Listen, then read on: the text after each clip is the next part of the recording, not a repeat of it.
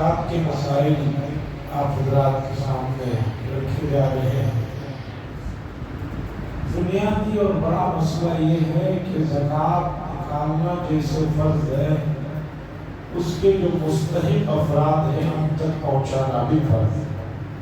اب ہو کیا رہا ہے کہ گھر میں والد صاحب کسی کو زکوٰۃ کی رقم دیا کرتے تھے 20 سال پہلے، اب ان کا بیٹا بھی کیا کرتا ہے کہ ابا 20 سال سے ان کو دے رہے ہیں، وہ آتے ہیں یہ دے دیتا، حالانکہ مالی اعتبار سے وہ لینے والے صاحب مستحکم رہتے ہیں۔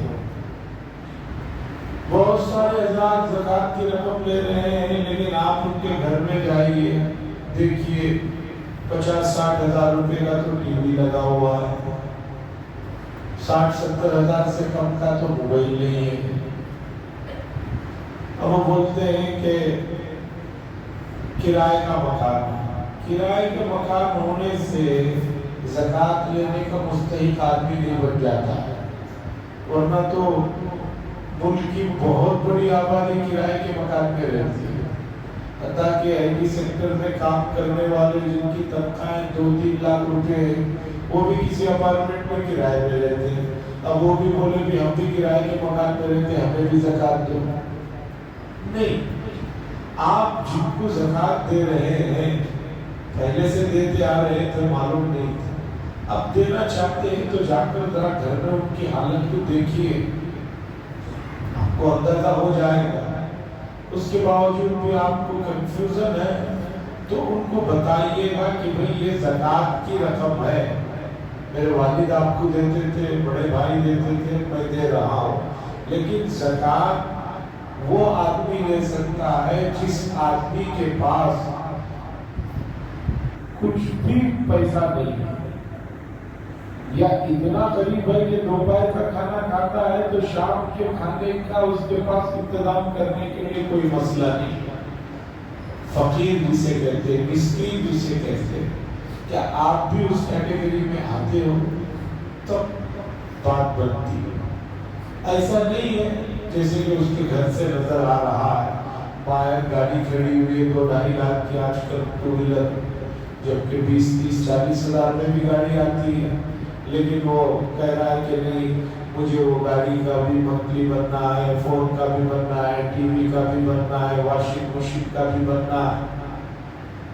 اس کے ماہانہ بننے کے لے لینے سے جو ہے وہ غریب نہیں ہو جاتا، زکوٰۃ کو لینے والا نہیں ہو جاتا، اس لیے زکوٰۃ کو دیکھ کر دے۔ بہت سے لوگ کہتے ہیں پھر ایسے لوگ کہاں ملیں گے، کہاں ملیں گے؟ تلاش کیجیے۔ آپ صرف بنگلور شہر سے 20-25 کلومیٹر آگے ادھر ادھر جائیے، گاؤں دیہاتوں میں جائیے، کس حالت میں لوگ جی رہے ہیں، کس حالت میں وہاں کی حالت ہے۔ چھوٹے چھوٹے گاؤں اندر جو ہے 30-40 کلومیٹر، صرف بنگلور سے دور کی بات کر رہا ہوں، اندر جائیں گے مسجدوں میں بچھانے کے لیے حاصلیں نہیں ہیں۔ یہ آپ کی ذمہ داری ہے۔ شادی کرنا چاہتا ہے وہ اپنی بچی کی، اچھی بات ہے، لیکن شادی کے لیے پتا چلا کہ شادی سے پہلے وہ کہہ رہا ہے کہ ہلدی کے لیے کوئی شادی مان لیا ہو، زکوٰۃ صدقہ ہو تو شادی کا کھانے کا ہی مسئلہ ہے، ابھی ہلدی کے لیے شادی پہن لیا ہے تو ایسے آدمی کو آپ زکوٰۃ دیں گے، صدقہ دیں گے تو ادا نہیں۔ ضرورت مند اور مستحق کو دیں، اور آپ کو اگر کنفیوژن ہے تو اس سے پوچھ لیں کہ بھئی آپ زکوٰۃ کے مستحق ہیں یا نہیں ہے تو مت دیجیے، ہے تو کہہ دیجیے کہ بھی ایسی ایسی بات ہے، اب آپ دیکھ بچار کر سوچ کر لیں، ورنہ آپ بھی اللہ کے یہاں پکڑے جائیں گے، میں بھی اللہ کے یہاں پکڑا جاؤں گا۔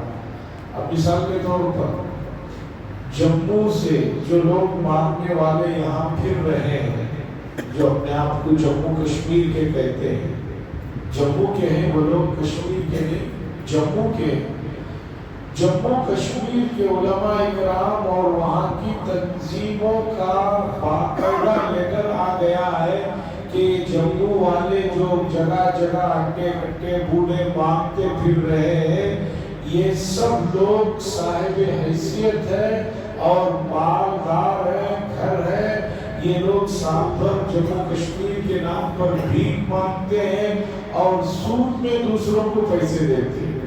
وہاں کی تنظیموں کا اعلان آیا.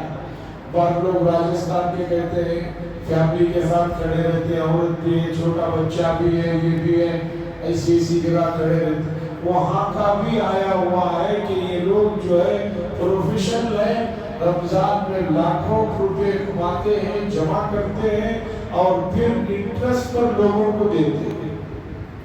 اس لیے جن کو آپ نہیں جانتے ان کو 1 روپیہ بھی نہ دیں. آپ یہ نہ سوچے میں 1 روپیہ دے دوں گا تو کیا ہو.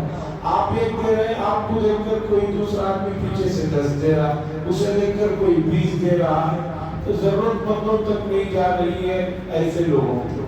اور اسی طرح واٹس ایپ میں آج کل میسیجز چل رہے ہیں کہ بھئی یہ بچہ اس حالت میں ہے, اس کے لیے یہ کرنا ہے. اس میں کوئی آدمی دردمندانہ اپیل کر رہا ہے, کوئی ٹیلی روڈ کے لہجے میں ہے, کوئی کہیں کے لہجے میں.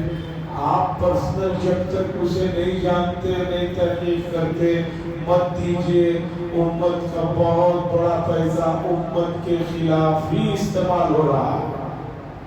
موقع نہیں ہے اور 90 شمار واقعات اور شواہد میرے پاس آپ کو سناؤں گا. شکریہ.